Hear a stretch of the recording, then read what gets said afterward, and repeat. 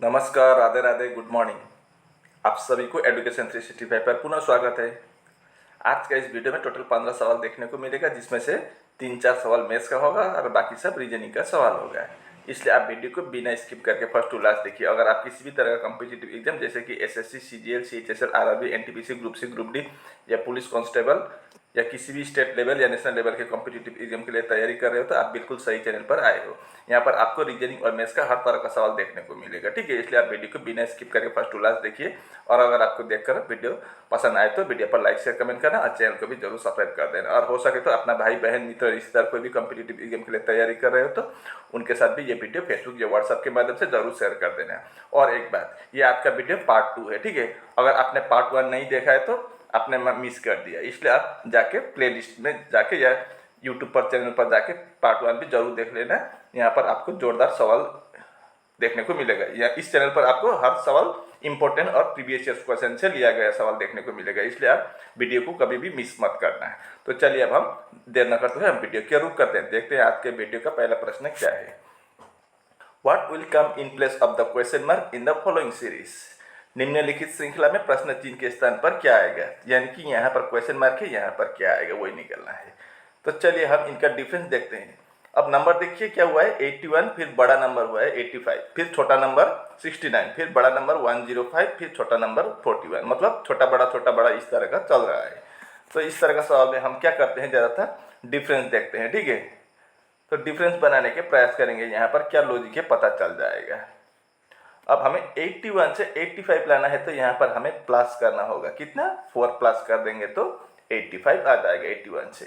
उसी तरह से 85 से हमें 69 लाना है तो यहाँ पर तो कम हो रहा है तो माइनस करना पड़ेगा, कितना -16 कर देंगे 85 से तो 69 आ जाएगा। अगला 69 से हमें 105 लाना है तो प्लस करना पड़ेगा क्योंकि बड़ा नंबर है पीछे, तो कितना प्लस करने से आएगा 36। उसी तरह से 105 से हमें कितना लाना है 41, तो यहाँ पर तो माइनस करना पड़ेगा, कितना माइनस करने से आएगा 64।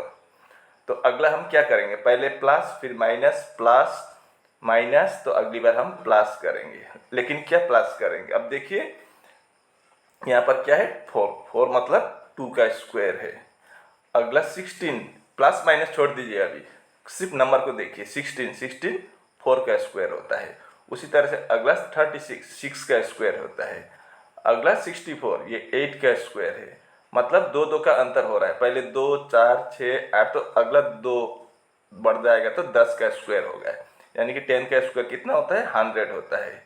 अब 41 प्लस 100 करेंगे तो कितना आएगा 141 आएगा क्वेश्चन मार्क की जगह पर, यानी कि बी ऑप्शन सही जवाब, ठीक है।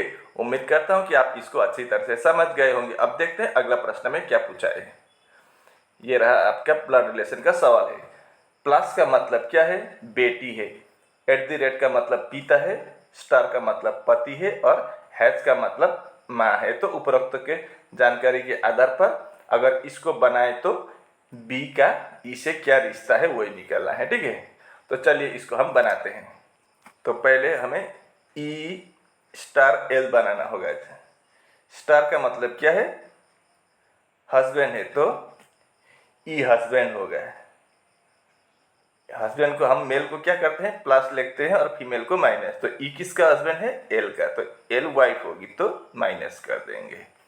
अब अगला एल हैच बी, हैच का मतलब क्या है मदर है, तो एल मदर होगी, किसकी मदर होगी बी की मदर एल, तो फिर ई क्या लगेगा बी का पापा लगेगा फादर, ठीक है। अब बी @ पी, @ का मतलब क्या है फादर है, तो बी फादर लगेगा, किसका फादर है पी का फादर है। इसका मतलब ई और एल के एक बेटा है बी और बी का एक बच्चा है पी। हमें क्या पूछा है बी क्या लगता है ई का वही निकलना है। अब बी ई का क्या लगता है, उसका पत्नी का बेटा है तो उसका बेटा होगा, यानी कि सन होगा। डी ऑप्शन बिल्कुल सही जवाब।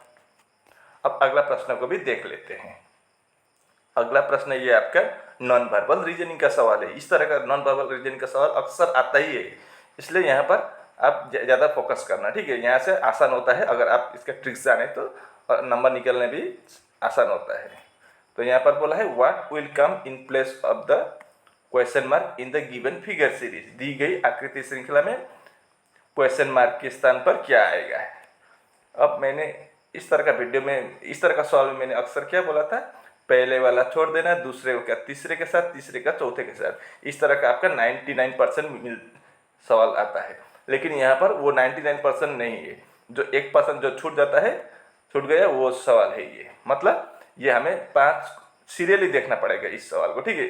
पहले वाला का दूसरे के साथ, दूसरे के साथ तीसरे, तीसरे के साथ चौथे, इस तरह से जाएंगे हम। वरना हम क्या करते थे, पहले वाला छोड़ के दूसरे का तीसरे और तीसरे का चौथे के साथ देखते थे, इस तरह से, ठीक है। तो हम यहाँ पर सीरियली जाएंगे। तो यहाँ पर देखिए क्या हुआ, क्या हो रहा है।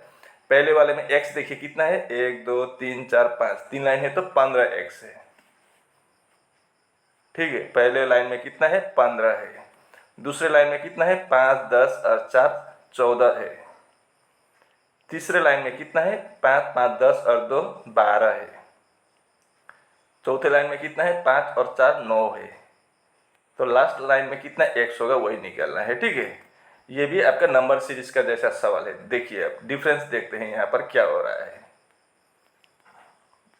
पहले 15 से 14 लाना है तो क्या करना पड़ेगा, -1। 14 से 12 लाना है तो -2।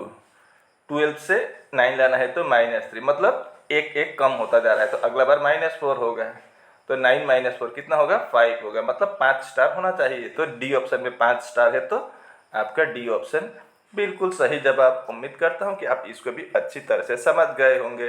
अब देखते हैं चौथा प्रश्न। How many squares are there in the figure give shown below. नीचे दिखाए गए चित्र में कितने वर्ग है। तो यहाँ पर कितने वर्ग है वही हम गिनेंगे, ठीक है। तो पहले यहाँ पर कंफ्यूज हो जाएंगे, यहाँ पर इतने वर्ग है कि आप देख कर कंफ्यूज हो जाएंगे। तो हम एक काम करेंगे, बड़े वाले वर्ग पहले गिनेंगे।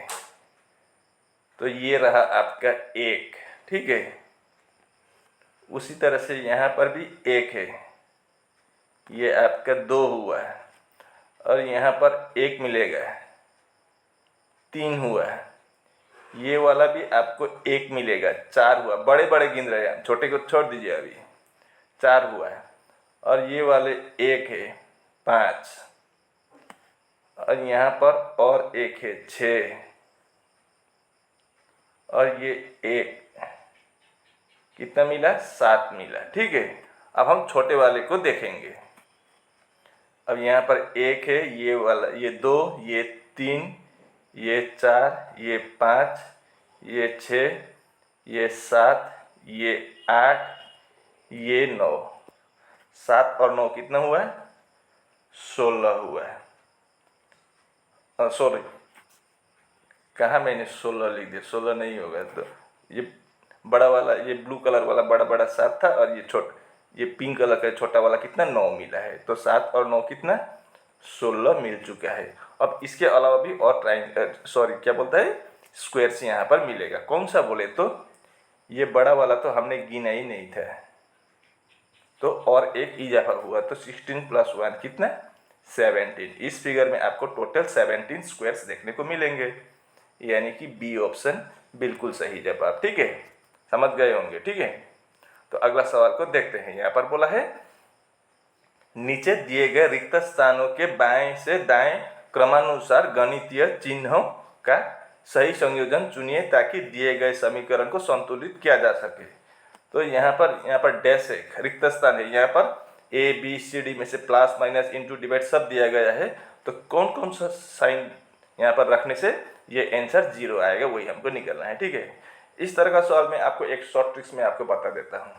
पहले हमेशा डिवाइड को देखना है।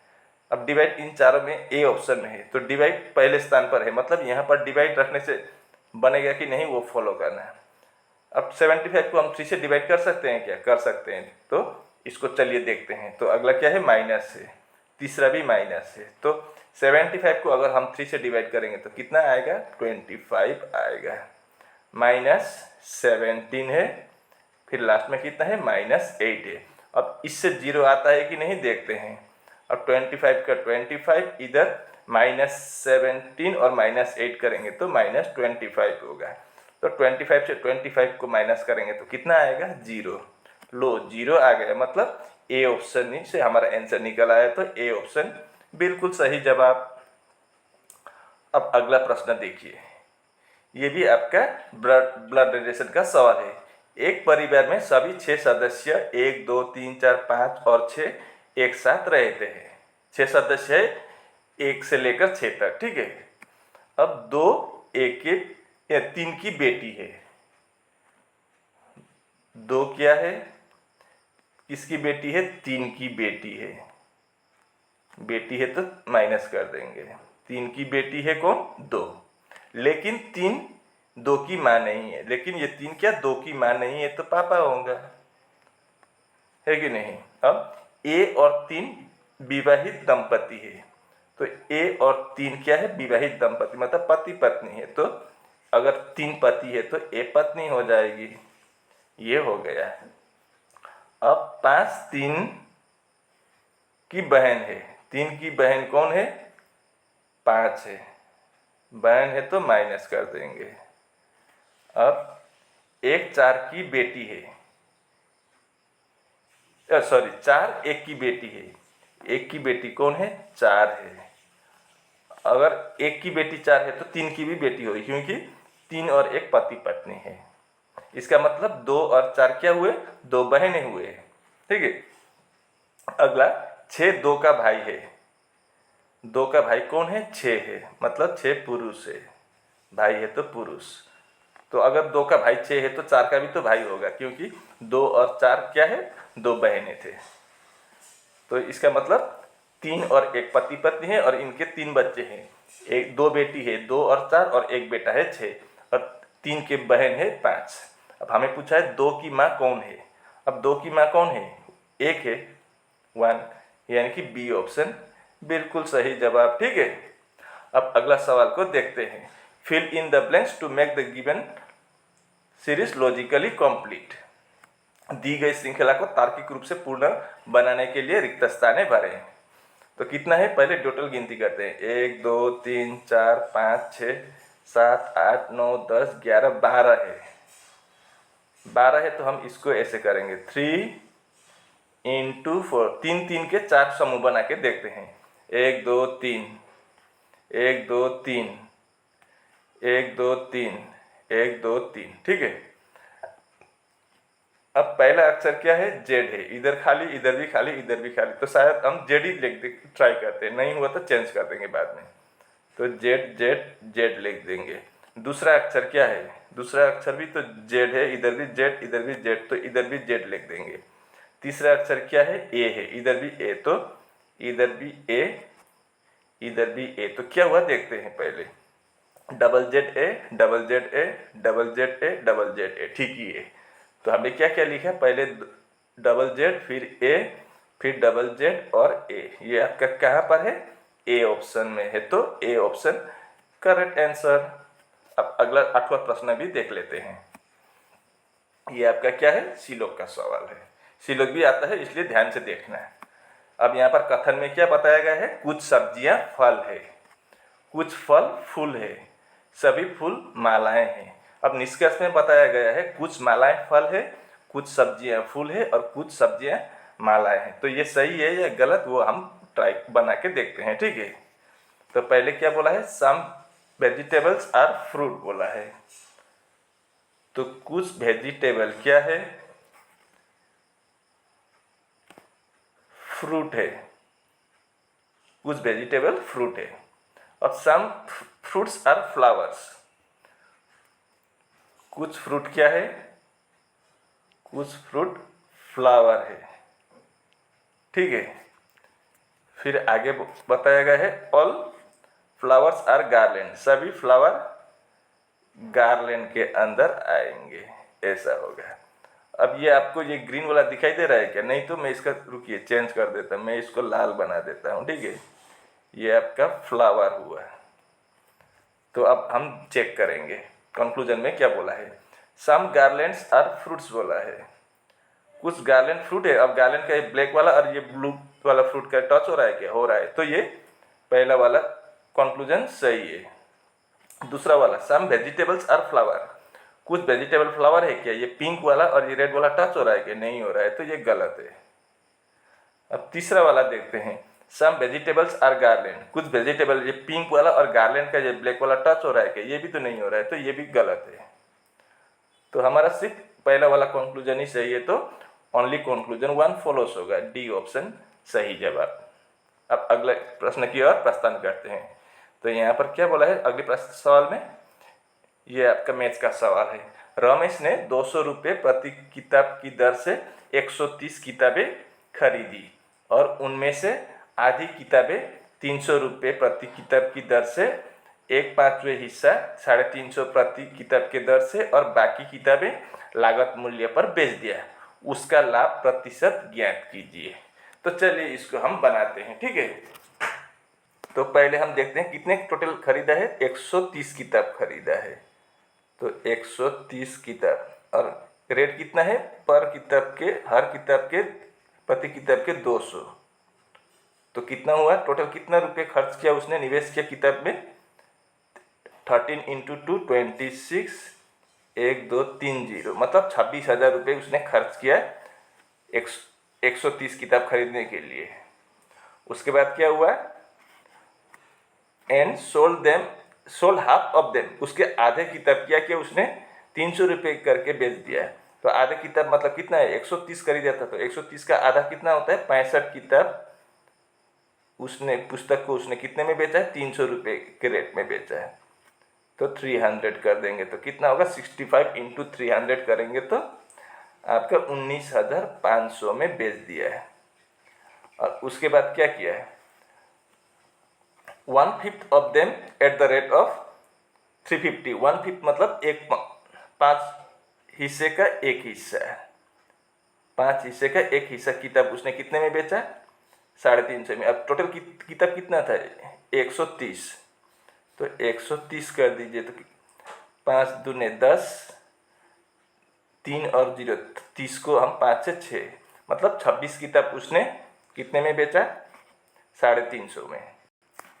तो 26 किताब उसने 350 के रेट से बेच दिया। तो कितने रुपए हुए उसका, 26 × 350 करना पड़ेगा। तो आपका आता है 9,100 रुपये में बेचा है। अब जो बाकी बचा है उसको उसने जितने में खरीदा था उतने में ही बेचा है। तो उसने 130 किताब खरीदा था, उसमें से 65 उसने 300 के रेट में बेचा, 26 उसने 350 के रेट में बेचा। तो और बाकी कितना बचा है, इसको दोनों को प्लस कर दीजिए, 65 + 26 करेंगे तो 91। अब किताब था 130, तो 91 किताब पहले बेच दिया, तो कितना किताब बचा है, 39 किताब बचा है। अब 39 को उसने जो मूल्य में खरीदा था उसी में बेच दिया, 200 में खरीदा था एक किताब का, तो 39 × 2 78 और 2 0, मतलब इतना। तो अब देखिए पहले इतने में बेचा 65 किताब को, 26 किताब को इतने में बेचा और 39 पुस्तक या किताब को इतने में बेचा। तो कितने में बेचा टोटल वो हम निकालेंगे, ठीक है। तो 9100 और 7800, तो इनको प्लस करेंगे तो टोटल कितने में बेचा है सब पुस्तक वो निकालेंगे। 5 और 1 6 और 8 14, 14 का 4 हासिल 1, 9 9 18, 7 25 और 1 26, हासिल 2 3, 36,400 में बेचा है। खरीदा था कितने में, 26,000 में। तो कितना प्रॉफिट हुआ वो देखेंगे, ठीक है। तो खरीदा था उसने 26,000 में और टोटल उसने बेचा 36,400 में, तो उसको प्रॉफिट हुआ आपका 0 0, 4 से 0 जाएगा तो 4 ही बचेगा। इधर आपका 36 में से 26 जाएगा तो 10, यानी कि 10,400 रुपये उसको प्रॉफिट हुआ है। अब हमें परसेंटेज निकालना है, कितना प्रॉफिट, कितना परसेंटेज प्रॉफिट हुआ है। तो कितना प्रॉफिट हुआ है, 10,400 रुपये। कितना निवेश किया था, इन्वेस्ट कितना किया था उसने, निवेश 26,000 रुपये किया था। तो हमें परसेंट निकालना है, तो इंटू 100 कर दीजिए।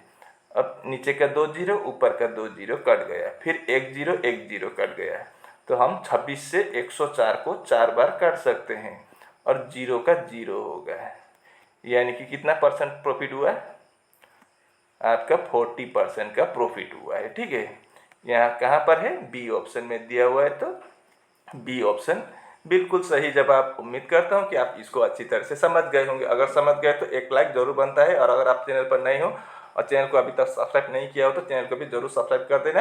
चैनल सब्सक्राइब करने का कोई खर्च नहीं लगता है, बल्कि आपको ये फायदा जरूर होता है कि जब भी हम नए वीडियो अपलोड करेंगे तब आपके वहाँ तुरंत से नोटिफिकेशन जा पहुँचेंगे और आप वीडियो को बिना मिस करके देख सकेंगे। ठीक है, तो अगला प्रश्न देखते हैं क्या बोला है। ये रहा अगला प्रश्न। The side BC of triangle ABC is produced to the point D if AC equal to BC and angle BAC equal to 70 degree, then find the value of angle ACD minus angle ABC। मतलब त्रिभुज ABC की भुजा BC को एक बिंदु D तक बढ़ाया जाता है यदि AC बराबर BC है और एंगल BAC बराबर 70 डिग्री है तो angle ACD minus angle ABC का मान ज्ञात कीजिए। तो पहले क्या बोला है वो हम देखेंगे, समझेंगे। ठीक है, तो पहले एक त्रिभुज ऐसा बोला है। ठीक है, क्या है त्रिभुज का नाम? ABC। त्रिभुज ABC की भुजा BC को D बिंदु तक बढ़ाया जाता है, तो BC को फिर बढ़ाया जाता है कहाँ तक? D तक। तो ऐसा मान लीजिए बढ़ा जाता यदि AC बराबर BC है।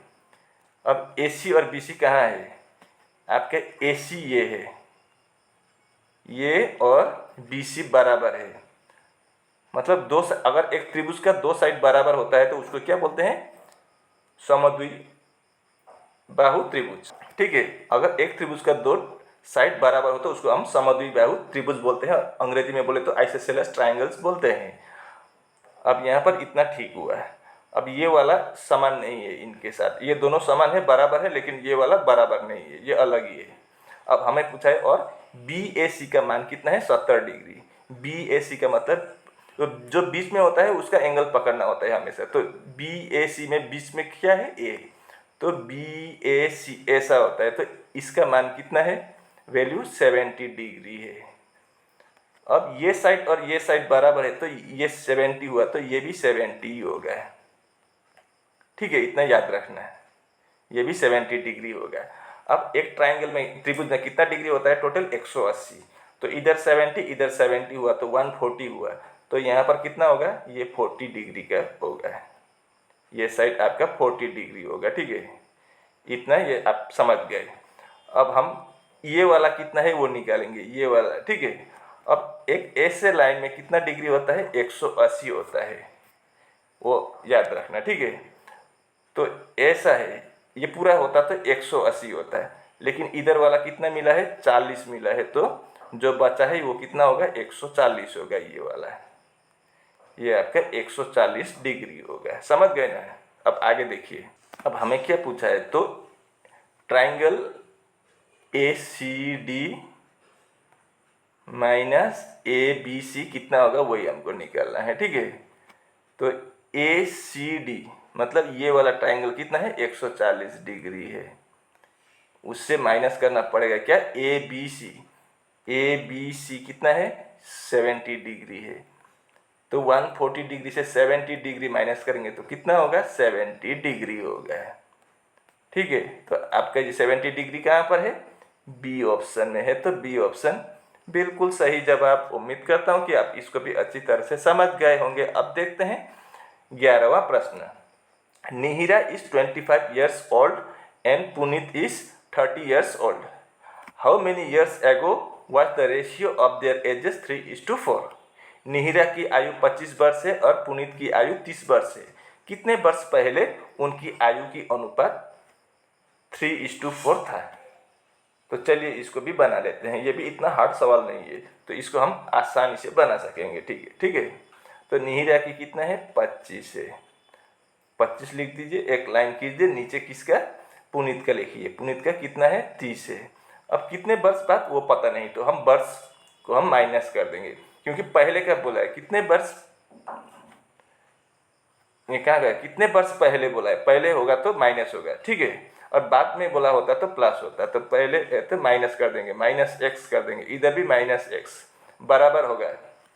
तो इनका रेशियो क्या बनेगा? 3:4 बनेगा। तो इसमें क्रॉस मल्टीप्लिकेशन होता है सर। तो 4 पहले 3 × 30 करेंगे तो कितना होगा? 3 × 30 90 होगा। माइनस 3 इंटू एक्स 3x बराबर इधर 4 into 25 100 minus 4 into x 4x। अब हम x वाले एक साइड करेंगे और नंबर को अलग साइड करेंगे, तो ये आपका राइट साइड का लेफ्ट साइड में आएगा, तो माइनस है तो प्लस हो जाएगा। -3x ये पहले था, ये इधर ही लिख दीजिए, ये राइट साइड के लेफ्ट साइड में आएगा तो माइनस का प्लस हो गया। अब इधर ये 100 राइट साइड में ही है, अब ये लेफ्ट साइड वाला 90 इधर जाएगा तो ये प्लस इधर जाएगा तो माइनस हो गया। ठीक है, अब देखिए 4 -3x प्लस 4x मतलब 4x से -3x करेंगे तो कितना बचेगा 1x को हम सिर्फ x भी लिख सकते हैं। अब 100 से -90 करेंगे तो 10 होगा, यानी कि x का वैल्यू कितना आया 10। मतलब 10 साल पहले उनका रेशियो कितना था 3:4। मतलब देखिए अभी कितना है, निहिरा का उम्र 25 है, तो 10 साल पहले कितना था 15 था। और अभी ये कौन है, ये पुनीत का कितना है अभी 30 है, तो 10 साल पहले कितना था 20 था। अब इनका रेशियो अगर हम 5 से काटेंगे तो इधर 3 इधर 4 3:4 आया ना, तो हमारा 10 साल पहले उनका रेशियो 3:4 था, तो हम x का वैल्यू 10 आया, यानी कि ए ऑप्शन बिल्कुल सही जवाब। अब अगला सवाल को देखते हैं, ये आपका रीजनिंग का सवाल है। फिर हम रीजनिंग में वापस आ गए। Select the set in which the numbers are related in the same way as are the numbers of the following sets. उस समुच्चय का चयन करें जिसमें संख्याएं उसी प्रकार संबंधित है जैसे निम्नलिखित समुच्चय की संख्याएं संबंधित है। मतलब यहाँ पर 24, 15 और 120 में जो संबंध है उसी तरह का संबंध 21, 19 और 133 में भी है। और मतलब इन दोनों में जो लॉजिक से ये सेम टू सेम लॉजिक से बना हुआ है, जो लॉजिक से ये दोनों बना हुआ है उसी तरह का लॉजिक इन 4 विकल्पों में से भी किसी एक में लगा हुआ है। तो कौन सा वाला में लगा हुआ है वही हमको पहचानने को बोला है। तो सबसे पहले देखते हैं यहाँ पर क्या लॉजिक है। ठीक है, तो यहाँ पर देखिए बड़ा नंबर पीछे की तरफ है, तो हम छोटा नंबर से बड़ा नंबर बनाने के प्रयास करेंगे। तो 24 और 15 से हम प्लस करने से तो नहीं होगा, तो इंटू करने से भी तो ज़्यादा होता है, तो क्या करेंगे, तो पहले हम 24 लिख देंगे, इंटू करके ही देखते हैं तो 15 कर देंगे। 24 इंटू 15 करेंगे तो कितना आता है 360 आता है। इसको अगर हम 3 से डिवाइड करेंगे तो 120 आएगा। ठीक है, अब यही लॉजिक से अगला बनता है कि नहीं देखते हैं, कितना है 21 से 21 और 19 इंटू करेंगे तो कितना होगा 21 इंटू 19 करेंगे तो 399 होता है। इसको भी अगर हम 3 से डिवाइड करेंगे तो 133 आएगा। लो आ गया है। मतलब लॉजिक यही है, पहले और दूसरा को इंटू कर दीजिए और जो आएगा उसको हम 3 से डिवाइड करेंगे तो पीछे वाला आना चाहिए। ठीक है, अब उसी तरह से हम यहाँ पर देखते हैं, पहले ऑप्शन में क्या है 31 इंटू 9 कर देंगे तो कितना होगा 31 इंटू 9 279 होता है 279। इसको अगर हम 3 से डिवाइड करेंगे तो 93 आएगा, लेकिन यहाँ पर तो 96 है, मतलब ये नहीं होगा। अब दूसरा वाला देखेंगे, अब मैं इसको साफ कर दूंगा, ठीक है, नहीं तो जगह ही नहीं बचा है। अब दूसरे वाले में 18 और 16 को इंटू करेंगे, 18 इंटू 16 करेंगे तो कितना होगा 288 होगा।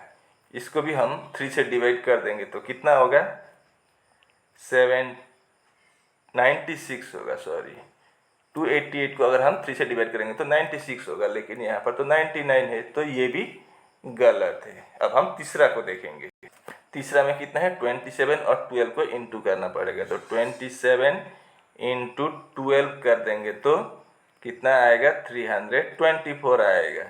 इसको अगर हम 3 से डिवाइड करेंगे तो 108 आएगा। लो 108 आ गया, तो हमारा सी ऑप्शन बिल्कुल सही जवाब। उम्मीद करता हूँ कि आप इसको भी अच्छी तरह से समझ गए होंगे।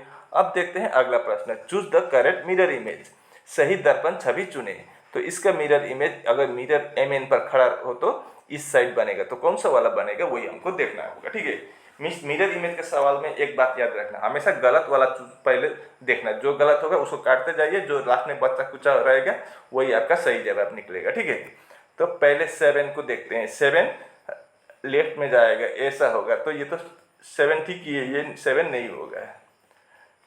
7 के बाद 9, 9 भी उल्टा होगा। अब तीनों में ठीक ही है 9। अगला एज, एज भी ठीक ही है, तीनों में उल्टा होता है, राइट का लेफ्ट, लेफ्ट का राइट। अब टी देखिए चौथा वाला पीछे से, अब टी यहाँ पर तो ऊपर होना चाहिए था, नीचे की तरफ चला गया, तो ये भी नहीं होगा।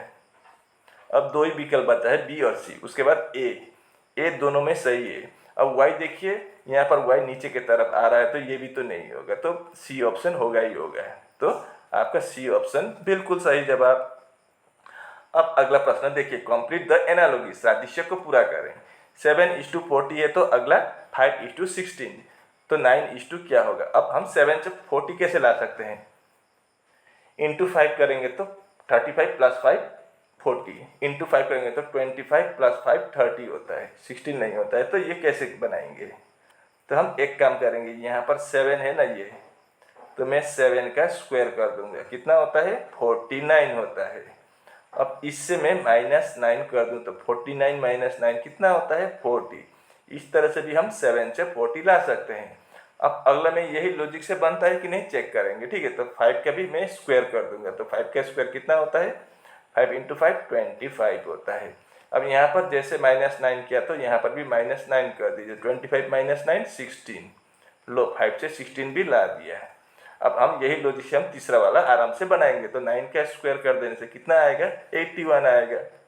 अब यहाँ पर भी -9 कर दीजिए, तो 81 से -9 करेंगे तो 72 आएगा, यानी कि प्रश्नवाचक चिन्ह के स्थान पर 72 होगा आंसर। ये आपका बी ऑप्शन में दिया हुआ है, तो बी ऑप्शन बिल्कुल सही जवाब। अब अगला प्रश्न को भी देख लेते हैं। यहाँ पर क्या बोला है, 3 वाहन चलाने की सक्षम व्यक्तियों की संख्या और इनमें से किन्हीं 2 वाहनों को चलाने की सक्षम व्यक्तियों की संख्या में क्या अंतर है, वही हमको निकालना है। इतना हार्ड सवाल नहीं है। What is the difference between the number of persons who can drive all the 3 vehicles and that of persons who can drive any 2 of this vehicles.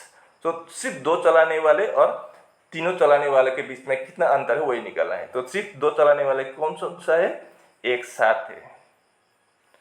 दूसरा ये 7 क्या चलाता है, साइकिल भी चलाता है और बाइक भी चलाता है। उसी तरह से साइकिल और कार चलाने वाले कितने हैं, 8 है, और कार और बाइक चलाने वाले 12 है। इन तीनों को प्लस कर दीजिए, 8 और 2 10 और 7 17 का 7 हासिल 1, 1 और 1 2 27 हुआ है। अब तीनों चलाने वाले कितने हैं, सिर्फ 6 है। कार भी चलाते हैं, बाइक भी चलाते हैं और साइकिल भी चलाने वाले सिर्फ 6 है। तो 27 से 6 माइनस कर दीजिए, अंतर पूछा है तो माइनस करना पड़ेगा। तो 27 से 6 माइनस करेंगे तो कितना आएगा, 21 आएगा, यानी कि डी ऑप्शन बिल्कुल सही जवाब। उम्मीद करता हूँ कि आप इसको भी अच्छी तरह से समझ गए होंगे। और इसी के साथ आज का सेशन यहीं पर समाप्त होता है। आप सभी को ध्यानपूर्वक वीडियो देखने के लिए धन्यवाद। अगर आपको वीडियो देखकर पसंद आए तो वीडियो पर लाइक शेयर कमेंट करना और चैनल को भी जरूर सब्सक्राइब कर देना। मैं ऐसे मुद्दे लेकर अगले वीडियो में कल फिर सुबह 6 बजे हाजिर हूँगा। तब तक के लिए मुझे विदा दीजिए। आपका दिन शुभ हो। राधे राधे।